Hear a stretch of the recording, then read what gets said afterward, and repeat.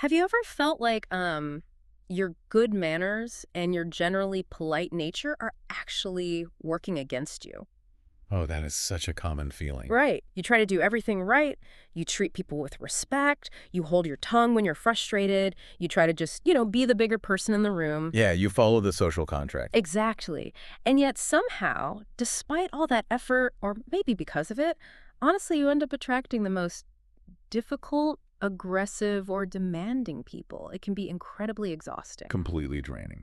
And if you're anything like me, it can make you wonder, is there something fundamentally wrong with my approach to other humans? Is there something wrong with me? It's a profoundly isolating feeling. And it creates this massive cognitive dissonance for people. Because we're taught the opposite, right? Right, exactly. Mm. We are raised on this very simplistic social contract, like I said. Kindness begets kindness.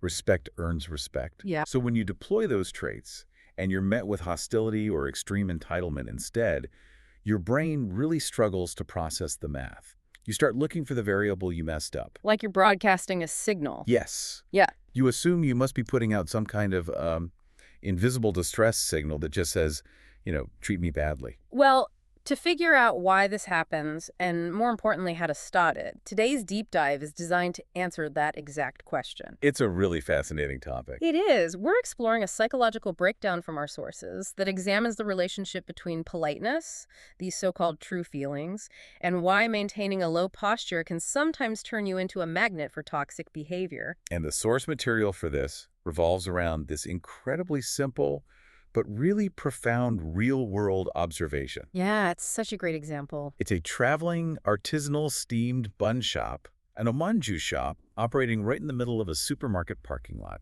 So random. Right. But through that specific lens, we're going to unpack the mechanics of human interaction, emotional control, and the critical importance of matching your personal values with your environment. Okay, so let's unpack this, because if you've ever felt punished for being nice, this is going to be a massive aha moment. Oh, absolutely. So picture this scene for a second. It's a typical busy supermarket parking lot. There's concrete, cars, people rushing in and out. You know the vibe, Super hectic. right? And right there, you have this artisanal steamed bun shop. The owner is a craftsman. He cares deeply about the quality of his product, the ingredients, the presentation, all of it. He's not just moving inventory, he's taking pride in it. Exactly. So a customer steps up to buy some buns. The owner, exhibiting just impeccable customer service, carefully and politely tells the customer, "These are fresh, so please eat them early." Which, I mean, is a completely standard, thoughtful piece of advice. And totally normal. Right. It's an expression of care for both the culinary integrity of the product and the customer's digestive experience. Yeah. It is the definition of a low-stakes, positive interaction. But the customer's reaction completely shatters that baseline. Yeah, it goes off the rails. The customer immediately snaps. He gets visibly aggressive and just yells, "I'm buying so many, they're gonna rot." Just a massive overreaction. A completely disproportionate emotional outburst over a polite suggestion. And this single interaction, according to our sources, it forces us to confront this massive societal myth about human behavior. The myth of the true self. Right. We have this collective, almost romanticized belief that when someone snaps like that, when they just lose their temper and start yelling, that we are suddenly seeing their true self. Oh, for sure. We see that framing everywhere. There's this pervasive idea that polite behavior is just this fake surface-level facade, and the ugly, unfiltered outburst is the authentic truth of who someone is deep down. Yeah, we equate raw, unedited emotion with authenticity. The idea is like society forces us to wear these masks of civility, and anger is the truth serum that just melts the mask away. Right, like they're finally being real. Exactly. And in the Japanese cultural context of our source, this dynamic is actually formalized into two distinct concepts. There's hon, which translates to one's true internal feelings or desires. Okay. And then there's tatme, which is the behavior, the opinions, or the facade one displays in public to maintain social harmony. So the mask. Right, the mask. So the common assumption when observing a scene, like the one at the bun shop, is that the polite shopkeeper is just putting on a tatme mask, while the screaming customer is exposing their raw, unfiltered hon. They're finally being real. But when you really look at the mechanics of what is happening in the brain during an outburst, that theory completely falls apart, right? It shatters. Yeah. Because humans don't just have one layer of truth hidden under a layer of fake. We operate on multiple psychological and biological layers simultaneously. Oh, okay. So an angry, aggressive outburst doesn't reveal a person's core identity at all. It merely reflects a temporary state of their nervous system. So it's biology, not personality. Exactly. Mhm. To really understand that, we have to look at the neurology of an outburst. When that customer feels a flash of irritation, maybe he's stressed about money or he's running late, and he interprets the shopkeeper's advice as like a criticism of his purchasing habits. Right, he takes it personally. Yeah. So his amygdala triggers a threat response. And the amygdala is the primitive emotional processing center of the brain. When it fires, it initiates this cascade of stress hormones. Fight or flight. Exactly. So what we are witnessing when he yells isn't his authentic soul. We are witnessing a biological reflex. It is just a snapshot of an unregulated nervous system in a single second. It's like taking a photo of someone mid-sneeze. That is a perfect analogy. You wouldn't frame that photo and say, ah, yes, this is who they truly are.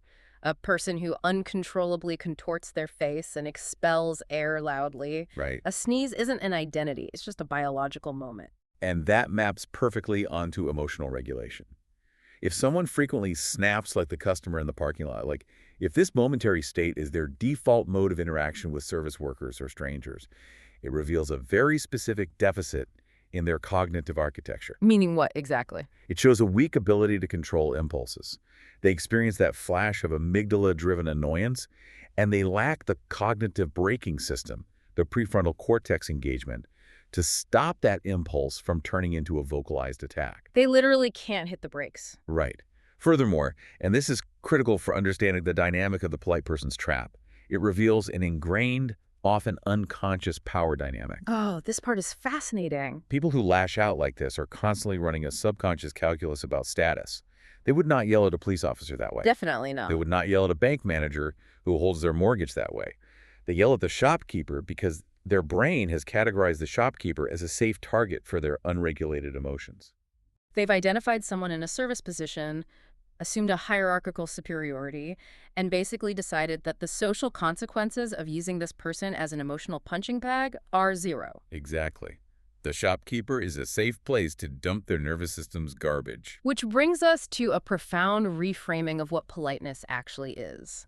The sources we're analyzing today argue passionately that politeness is not a mask. Not at all. It is not a fake layer painted over some truer, darker self.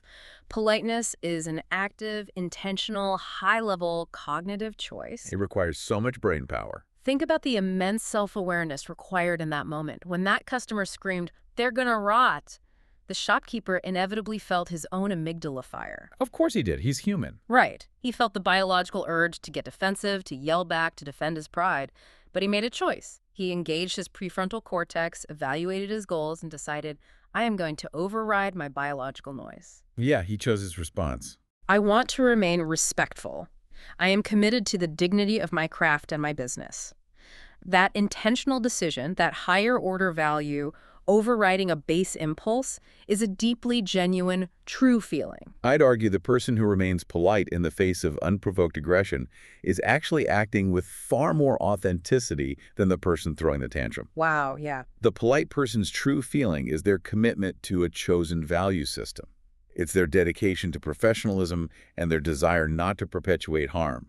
That is a constructed, chosen identity. And the screaming customer. The screaming customer is just a hostage to their own biology.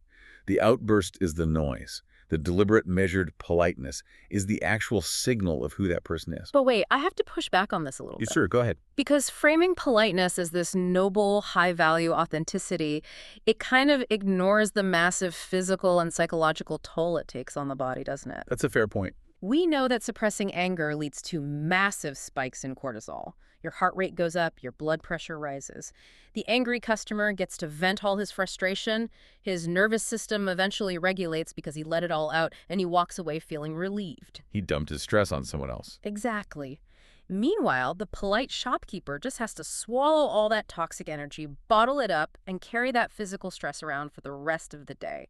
Calling it a value doesn't magically stop the biological reality of being a doormat. Okay, yes, you are identifying the exact reason why being the polite person can lead to severe burnout. But we have to distinguish between emotional suppression and cognitive reappraisal. Okay, what's the difference? They are two entirely different psychological mechanisms.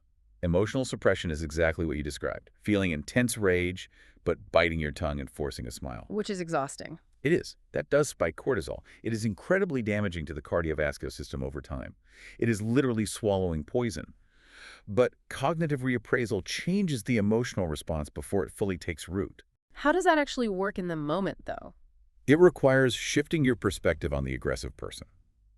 If the shopkeeper views the screaming customer as a legitimate threat, or like a competent adult who is intentionally disrespecting him, he will feel rage. Right. He will have to suppress it. But if the shopkeeper uses cognitive reappraisal to view the customer as an emotionally stunted individual, essentially a toddler having a tantrum in an adult body, the dominant emotion shifts. From anger to what? Pity. From anger to pity or clinical detachment, you don't feel a cortisol spike when a 2-year-old yells at you, because you don't grant the 2-year-old the power to insult your dignity. Oh, wow. That is such a good point. The shopkeeper maintains his politeness not by swallowing rage, but by recognizing that the customer's outburst is entirely about the customer's internal chaos, not the shopkeeper's worth. So the polite person only loses if they view this emotional dumping as a victory for the aggressor. If you think the goal of a human interaction is just to successfully vomit your immediate impulses onto a stranger without consequence, then sure, the aggressive customer won the interaction. But that's a pretty bleak view of humanity. Right. But if you view human interaction through a lens of emotional maturity, the person maintaining their composure is operating on a completely different plane. They are doing the heavier emotional lifting. And the craftsmanship of the omanju maker applies to his human interactions just as much as it applies to his steamed buns. He is methodical, he's careful, and he's intentional. Yeah. The tragedy, however, is that this very craftsmanship, this deep well of polite restraint, is exactly what constructs the trap that keeps attracting these aggressive people in the first place. This is where we have to explore the psychological mechanics of this magnet effect. Because if the polite person is acting from a place of strength and high values, why doesn't that strength repel toxic behavior? You'd think it would. Right. Why does it seem to invite it? And the core concept here from the sources is something sociologists call maintaining a low posture. Yes. And to define that in a behavioral context, a low posture doesn't mean you are physically hunched over or cowering. Right. It's not physical. It means you approach interpersonal interactions with a baseline of deference. You prioritize the other person's comfort, you use softening language, you're highly agreeable, you minimize your own demands, and you actively try not to take up too much conversational or emotional space. And in a healthy dynamic between two emotionally mature adults, low posture is a beautiful thing. It's wonderful. It builds immense trust. It signals to the other person, hey, I'm not a threat, I respect your autonomy, we can cooperate safely. It's the lubricant of civil society. Absolutely. But when you deploy a consistent low posture with an emotionally unregulated or entitled person, it completely warps their perception of the relationship. It artificially expands their tolerance zone for their own bad behavior. A really fascinating analogy for this phenomenon can be found in the world of high-end sales. Consider the psychology of buying a luxury vehicle. Oh, this is so accurate. When a consumer walks into a high-end dealership, they are immediately enveloped in an atmosphere of extreme low posture from the staff. Right, the gourmet coffee, the couches. Yes, the salespeople offer gourmet coffee, they listen with rapt attention, they laugh at every mediocre joke, they validate every opinion the buyer has, they treat the buyer with absolute, unyielding deference. And what does that do to the neurochemistry of the buyer? Suddenly, this totally average person is being treated like royalty. It goes straight to their head. That unexpected deference triggers a massive dopamine response. It artificially inflates their ego. They walk in as a normal guy who needs a car, and 20 minutes later, they feel like a feudal lord. Exactly. And that extreme deference completely alters their behavior. They become emboldened, they start demanding unreasonable discounts, they expect the dealership to throw in free window tinting and premium floor mats. As if they'd never asked for it at a normal store. Right. They adopt a level of arrogance and entitlement that they would never even dream of displaying in a normal retail environment, simply because the environment trained them to feel superior. And the dynamic at the artisanal steamed bun shop is structurally identical, just without the luxury price tag. Wow. Yeah. By being so relentlessly polite, accommodating, and deferential, the shopkeeper is unintentionally creating the exact same psychological environment as the luxury car salesman. So the customer gets inflated. Yes. The customer is treated with such high-level care that their subconscious starts rewriting the social hierarchy. The customer begins to believe, I must be a very important person and this shopkeeper is clearly beneath me. Therefore, I am entitled to demand more. Right. And I am entirely justified in expressing my displeasure without filtering it. The aggressive person isn't just acting randomly, though, right? They are actively probing the environment. Yes, this is the concept of the unconscious test. Unconscious test. Aggressive, demanding individuals are constantly scanning the social landscape. They are sending out little behavioral feelers, pushing small boundaries to ask a very specific question. Which is? Will this person strike back if I push them? And we see this clearly in child psychology, right? Think about a classroom when a substitute teacher walks in. Oh, perfect example. The children don't immediately start throwing chairs. They start with microtransgressions. A student gets up to sharpen a pencil without asking. Another student whispers a little too loudly. They're testing the fences. Exactly. They are probing the perimeter of the substitute's authority. They're looking for the weak point in the social fence. If the substitute ignores the whispering becomes talking. If they ignore the talking, it becomes shouting. And the aggressive adult operates on the exact same subconscious mechanism. They deploy a minor unreasonable demand or a slightly raised voice just to test the waters. And because the polite person's default setting is de-escalation, they respond to that initial microtransgression by signaling, it's okay, I won't fight back, I will remain calm and accommodating. Which is the worst thing they could do in that moment. Right. They unknowingly flag themselves as a safe haven for toxic behavior. The polite person assumes their lack of retaliation will show the aggressor that there is no need for conflict. But the aggressor's brain interprets the lack of retaliation not as a de-escalation, but as an invitation. It proves the fence has no electricity. Exactly. And this creates a brutal, accelerating feedback loop. Let's map it out really quickly. Okay, let's hear it. Step 1. The customer gets slightly demanding or irritable. Step 2.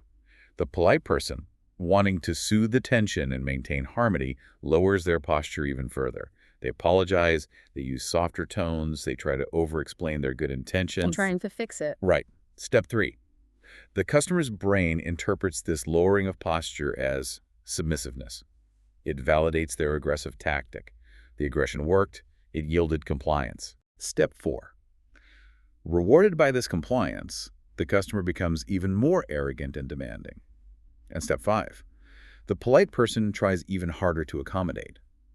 The loop spins faster and faster until the polite person is completely drained of their emotional resources. When I was researching this cycle, it reminded me of feeding a stray animal that has behavioral issues. Oh, yeah. You have the stray dog that keeps snapping at you. You keep offering it food, which represents your politeness, your accommodation, your endless patience, thinking, if I am just nice enough, if I provide enough warmth, it will eventually calm down and realize I'm a friend. But the animal doesn't understand your complex moral intention. It only understands cause and effect. All you are actually teaching that animal is that biting you results in a reward. You are actively subsidizing the hostility with your accommodation. It's a really dark realization. It is. But this raises a massive dilemma for the listener. If we just establish that politeness and cognitive reappraisal are high-value, mature traits, how do you distinguish between being genuinely polite and just becoming a doormat who is training people to abuse you? The distinction is vital, and it really sits at the absolute core of interpersonal psychology. The key differentiator is boundary setting. Boundaries. Yes. We often conflate manners with compliance, but they are completely independent variables. Observing good manners and passively accepting an attack are not the same behavior, even if they sometimes look superficially similar to a third-party observer. Walk us through the mechanics of that difference. How do you separate the tone from the content? Okay, so politeness dictates the delivery mechanism of your message. It governs your tone of voice, your vocabulary, and your physical demeanor. Oh, you say it? Yeah, exactly.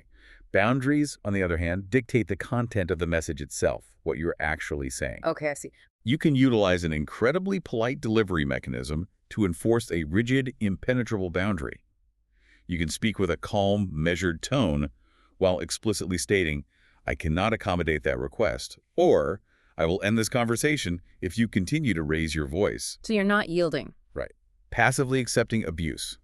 The doormat behavior means abandoning your boundary to soothe the other person's nervous system. Genuine, high-level politeness means maintaining your boundary, but defending it with emotional discipline rather than mirroring the aggressor's chaos. It's the difference between saying, I'm so sorry, please don't be mad, I'll figure out a way to get you exactly what you want, versus saying, sir, I completely understand why you are frustrated by the wait, but I cannot offer a discount on these items. Spot on. The first response abandons the self to placate the threat. The second response holds the line, protects the business, but does so with absolute grace. Precisely. You remain the adult in the room. However, the analysis from our sources goes a step further, and this is where it gets incredibly liberating. Okay, I'm ready for the liberating part. Because sometimes the problem isn't your internal boundary setting. You could have the most impenetrable, elegantly communicated boundaries in the world, and you will still end up exhausted. Wait, really? Why? Because sometimes the structural setup of the interaction is doomed from the start. If you are standing in the wrong room, dealing with an audience that fundamentally opposes your values, your boundaries will eventually erode from sheer friction. Which takes us right back to the steamed bun shop in the parking lot. Exactly. We have to look at the geography of this conflict. Not just the physical geography, but the psychological geography of the environment. Why did this meticulous, polite shop owner face this abuse in the first place? It fundamentally comes down to location. It does. To understand the inevitability of the conflict, we have to analyze the environment of a supermarket parking lot. We need to dissect the psychological state of an average person going to a supermarket on a Tuesday afternoon. Let's do it. What is their cognitive load? What are their objectives?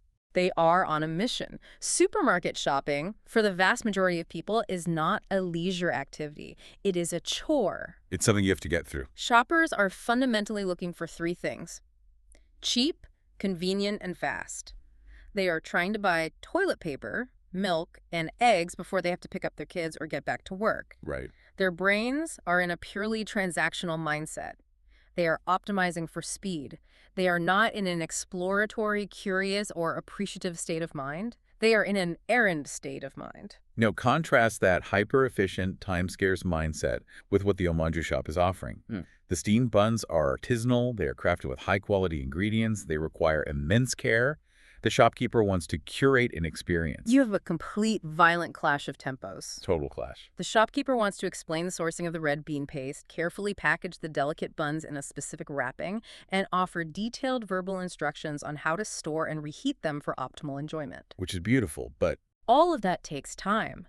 It requires a mutual, unspoken agreement between the buyer and the seller to slow down and exist in a shared moment of appreciation. and the supermarket customers simply lack the time and, more importantly, the psychological bandwidth to receive that specific type of value. They just can't take it in. The research notes highlight another incident at this exact same shop that perfectly illustrates the divide. There was another customer waiting in line where the shopkeeper was carefully packaging an order. Okay, what happened? And what did this waiting customer do? They didn't yell, but they visibly gave up. They walked away, complaining out loud to no one in particular, "It's too slow, forget it." Ouch! But polite, careful, artisanal customer service is inherently inefficient. It does not scale well with speed. No, it doesn't. The customer who walked away wasn't necessarily a bad, toxic person. They just had a supermarket errand mindset. They wanted a rapid, frictionless transaction, and the shop was offering a curated, time-consuming experience. It is absolutely crucial to neutralize the moral judgment here. The people at the supermarket are not the villains of this story. Right, they're just grocery shopping. They are acting entirely rationally within the context of their environment. They just aren't ready to receive the value being offered by the shopkeeper. Think about your own life for a second, as you're listening to this. Imagine you spend 12 hours slow cooking a complex, gourmet, 7-course meal. It's an absolute masterpiece. Delicious. Now imagine trying to serve that meal to someone who is actively tackling their steering wheel in a fast food drive-thru line because they only have 5 minutes on their lunch break. It's a disaster waiting to happen. It doesn't matter if your food would win a Michelin star. That person is going to get intensely frustrated with you. The excellence of your food is completely irrelevant because the context is wrong. When high-effort, dedicated work meets an audience demanding a quick fix, a severe values clash occurs. The customer leaving the line in a huff wasn't a failure of the shop owner's business model. He didn't do anything wrong. No, the shop owner didn't need to learn how to pack the buns faster. It was simply the inevitable outcome of a location mismatch. The product and the environment were fundamentally incompatible. And this concept expands way beyond retail. One of the most powerful examples we uncovered deals with the education system, specifically early childhood educators. Oh, this is such a powerful parallel. Let's look at kindergarten teachers who experience severe burnout and leave the profession within their first 5 years. The dynamic they experience is structurally identical to the artisanal shop in the parking lot. How so? The individuals drawn to kindergarten teaching often possess incredible emotional sensitivity. They have a profound desire to nurture, to be delicate, to patiently guide young children through the messy, slow process of emotional regulation and early socialization. Which takes incredible patience. It requires an immense amount of emotional labor and a very specific, deliberately slow tempo of interaction. You cannot rush a crying 5-year-old through a breakthrough in empathy. No, you can't optimize that. But what happens when that highly sensitive, patient, artisanal teacher is placed in a modern educational environment that operates on a completely different set of values? Right. What happens when they have to deal with a school administration that is hyper-focused on standardized testing metrics, or a group of parents who treat the classroom like a competitive fast-track program where their kids need to hit arbitrary academic milestones yesterday? The teacher's internal resources are rapidly depleted. Instantly. But worse than that, if the environment fundamentally does not value that delicate, slow approach, the teacher's greatest strengths are suddenly recontextualized as liabilities. That's the tragedy of it. Their deep patience is viewed by administration as a lack of efficiency. Their sensitivity to a child's emotional state is viewed by aggressive parents as a lack of strict discipline. The very traits that make them genuinely amazing at their calling, the traits that make them objectively good people, are the exact things they are penalized for. That is incredibly heartbreaking. And it forces us to ask a really difficult question about our own lives, right? How can we recognize when our skills, our politeness, and our deep care are just existing in the wrong room? It's hard to see when you're in it. Because human nature dictates that when we encounter friction, we internalize it. We think, I must not be communicating well enough, or I need to work on my conflict resolution, rather than simply realizing, I'm trying to sell a slow-cooked meal in a drive-thru. And the answer is usually found by examining the specific nature of your fatigue. What do you mean by the nature of your fatigue? Well, when your best qualities, your patience, your attention to detail, your deep empathy, your unwavering politeness, when those are consistently met with frustration, impatience, or aggression rather than gratitude and respect, it is a glaring, undeniable symptom of a mismatched environment. Your excellence is literally acting as an irritant to the people around you. Exactly. Your excellence, your desire to do things carefully and thoroughly is slowing down people who just want a superficial transaction. What? If you find yourself in a workplace, a friend group, or even a relationship where you are constantly feeling like you have to apologize for caring too much, or if you feel like you are constantly having to defend your desire to do things correctly, you are the artisanal bun shop in the supermarket parking lot. You are attempting to offer gold to people who are just digging in their pockets for loose change. They don't want the gold because it's too heavy for what they're trying to accomplish. Okay, so the diagnosis is clear. The question is, what is the actionable step? What do you do when you wake up and realize, wow, I am entirely misaligned with the people I interact with every day? The solution requires a fundamental shift in how we view perseverance. The author of the analysis we are exploring expresses a very poignant wish for the traveling shop owner. What did they wish? They write that they wish the owner would pack up his cart and set up his shop in a place where happiness gathers. They suggest a tourist destination or a historic specialty district. A place where the psychological environment of the crowd matches the energy and the tempo of the product. Let's analyze the psychology of a tourist destination. People who travel to a historic temple market or a vacation spot or an artisanal craft fair, they are in a completely different cognitive state than the supermarket shopper. Night and day. They are in a mindset of seeking good things. They have deliberately allocated their time, their financial resources, and their emotional bandwidth to appreciate craftsmanship. Yes, they aren't rushing to get back to the office. They want the interaction. They want to hear the story of how the red bean paste is sourced. They want to watch the careful, methodical packaging process. They will literally take photos of the careful packaging and post it on social media. They love it. They will rave about the very thing that made the supermarket shopper walk away in disgust. And this leads to a profound realization about our cultural definitions of resilience. How? Many polite, sincere people who struggle in life hold on to a very toxic, deeply ingrained belief. They believe that enduring the friction or trying harder where I am is the only noble, morally correct path. We are totally socialized to believe that. From a young age, we are taught the myth of grit. If it's hard, it means I'm building character. Right. If I just stick it out and show these aggressive people how nice I am, eventually they'll see the error of their ways and appreciate me. It's the sunk cost fallacy applied to our own suffering. It is the absolute misapplication of grit. Dedication and perseverance are incredible virtues. Dedicated people take deep pride in their work and their character, but clinging to that pride in an environment that actively, continuously damages it is not resilience. What is it then? It is self-destruction. Changing locations, whether that means pivoting to a new career, leaving a toxic organizational culture, or distancing yourself from a social circle that drains you, is neither giving up nor running away. It is an act of profound self-care. It is a strategic relocation of your value. Let's underline that because I think a lot of people need to hear it. Changing your environment when your best traits are being weaponized against you is not a failure of your ability to cope. It is an act of respecting your own value. Politeness, deep empathy, and sincerity are intrinsic qualities. They form the core architecture of your character. They do not change based on where you physically stand, but their impact does. The impact changes. Yes. Your intrinsic qualities only truly shine. They're only truly effective, appreciated, and reciprocated when they meet the right soil. So what does this mean for you, our listener? It means the aggressive people in your life aren't necessarily a cosmic sign that you need to toughen up, grow a thicker skin, or become a cynical droop just to survive the day. No, please don't do that. It means you might just be planting a very delicate, complex flower in the cracked concrete of a parking lot. How does realizing this change the way we process our daily conflicts? It shifts the entire paradigm of how we internalize friction. Conflicts transform from being personal failures or indictments of our character into neutral data points. Data points. That takes all the emotion out of it. Exactly. If you view every aggressive encounter, every unreasonable demand, or every complaint not as a referendum on your worth, but as a piece of telemetry data about your environment, it completely changes your emotional response. So it's not about you anymore. Right. A string of aggressive encounters is no longer a reason to hate yourself. It is simply a compass. It is a navigational tool clearly pointing out that you and this environment are misaligned.